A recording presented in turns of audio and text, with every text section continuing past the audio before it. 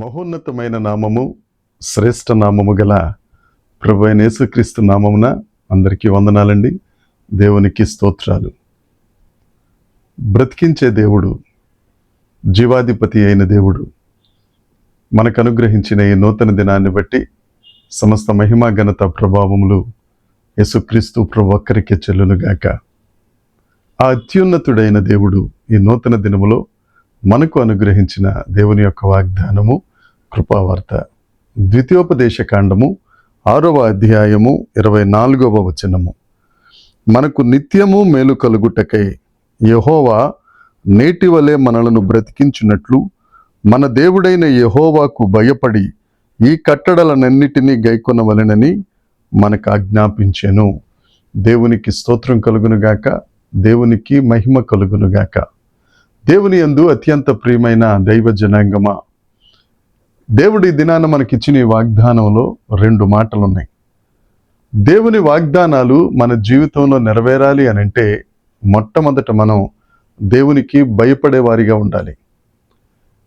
Hebrew భాషలో యారే అంటే భయపడుట. దేవునికి మనము భయపడాలి. అంటే దేవుడు మనల్ని చంపేస్తాడని, లేకపోతే దేవుడు మనల్ని ఇబ్బంది పెడతాడు కాబట్టి మనం ఆయనకి భయపడాలని కాదు. ఆయన పట్ల మనము గౌరవము కలిగిన వారిగా మనము భయపడాలి. దేవుడు మనకు తండ్రి అయితే ఆయన ఎదుట మనము విధేయులు మగునట్లు, ఆయన ఎదుట భయభక్తులు కలిగి మనం బ్రతకాలి. ఆ దేవుడు మనల్ని చూస్తున్నాడని, ఆ దేవుడు మనల్ని నడిపిస్తున్న మార్గాన, ఆయన చిత్త ప్రకారం మనలను తీసుకెళ్తున్న ఆయన త్రోవలో మనం వెళ్ళినట్లయితే తప్పక దేవుని యొక్క ఆశీర్వాదాలను మనం పొందుకోగలుగుతాం. దేవుడు మనకి ఏవైతే ఆజ్ఞలు ఇచ్చారో, పరిశుద్ధ లేఖనాలలో దేవుడు ఏ అయితే కట్టడలను మనం నెరవేర్చాలని చెప్పారు, పరిశుద్ధ లేఖనాలలో ఉన్న 630 ఆజ్ఞలను మనము గైకొంటూ వాటికి లోబడి బ్రతికిన ఎడల, దేవుడిచ్చిన వాగ్దానాలు అంటారు కదా, నీకు నిత్యము మేలు కలిగే సామర్థ్యం నేను నీకు అనుగ్రహిస్తాను. ఎంత గొప్ప మాట అండి. ఆయనకు మనం భయపడి, ఆయనకు మనం లోబడి, ఆయన మార్గాల్లో నడిస్తే నిత్యము మేలు కలుగునట్లు, నీ జీవితం అంతా మేలు కలుగునట్లు ఆ సామర్థ్యాన్ని దేవుడు మనకు అనుగ్రహిస్తారు.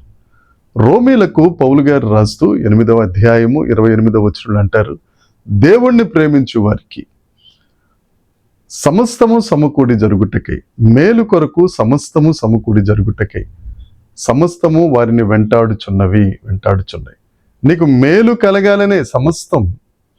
ఒకవేళ ఆ మేలు కలిగే క్రమంలో ఏమైనా ఆలస్యం అయినా కానీ ఆ ఆలస్యం నీకు ఆశీర్వాదమే. ఎందుకంటే దేవుడు తగిన సమయమందు నిన్ను ఆశీర్వదించే దేవుడు, దేవుడు తగిన సమయమందు నిన్ను హెచ్చించే దేవుడు. తన మహిదైశ్వర్యము చొప్పున నువ్వు దేన మనసు కలిగి ఉంటే తగిన సమయంలో నీ ప్రతి అవసరాన్ని తీరుస్తానని ఆయన వాగ్దానం చేశారు. ఈ తగిన సమయం వచ్చేంత వరకు కాస్తంత లేట్ అయినా ఆ వేచి ఉండడం కూడా, ఆ నిరీక్షణ కూడా నీకు ఆశీర్వాదమే. అయితే ఈ తగిన సమయం వచ్చే వరకు, ఈ వేచి ఉన్న కాలం కూడా నువ్వు దేవుని యందు భయభక్తులు కలిగి ఉండాలి. దేవుని ఆజ్ఞలకు నీవు లోబడితే మీరు బ్రతుకున్నట్లు అని దేవుడు ఈ దినపు వాగ్దానంలో తెలియచేశారు. పౌలు గారు ఎఫెసీ పత్రికకు లేఖ రాస్తూ 2వ అధ్యాయం 1వ వచనంలో అంటారు, మీరు మీ అపరాధముల చేత చచ్చిన వారైనను, మీ పాపముల చేత చచ్చిన వారైనప్పటికీ క్రీస్తుతో కూడా మిమ్మలను బ్రతికించెను. మన అపరాధాలన్నిటి నుండి, మన పాపాలన్నిటి నుండి, మన దోషాలన్నిటి నుండి, మన అతిక్రమములన్నిటి నుండి ఆ ప్రశస్తమైన రక్తము చేత, ఆ విలువైన రక్తము చేత, ఆ నిష్కలంకమైన నిర్దోషమైన రక్తం చేత నిన్ను శుద్ధీకరించి నీవు నిజంగా బ్రతికేటట్లు, పాపం చేసి క్షణక్షణము చచ్చి బ్రతకటం కంటే ఆ యేసయ్య రక్తం చేత కడుగబడి శుద్ధి చేయబడి నువ్వు నిజంగా నిన్ను బ్రతికిస్తూ నిత్యము నీకు మేలు కలుగునట్లు చేసే గొప్ప దేవుడు ఈ దినాన్న ఈ వాగ్దానాన్ని ఇస్తున్నాడు. దేవుని యందు ప్రియమైన వారలారా, మీరు ఆయనకు భయపడినట్లయితే, ఆయనకు లోపడినట్లయితే, ఇప్పటి వరకు ఏ మేలు లేవండి, నేను ఏ మేలుకు ఏ ఆశీర్వాదానికి నోచుకోలేదండి, నా పరిస్థితి వేరే రకంగా ఉందని అనుకుంటున్నావా?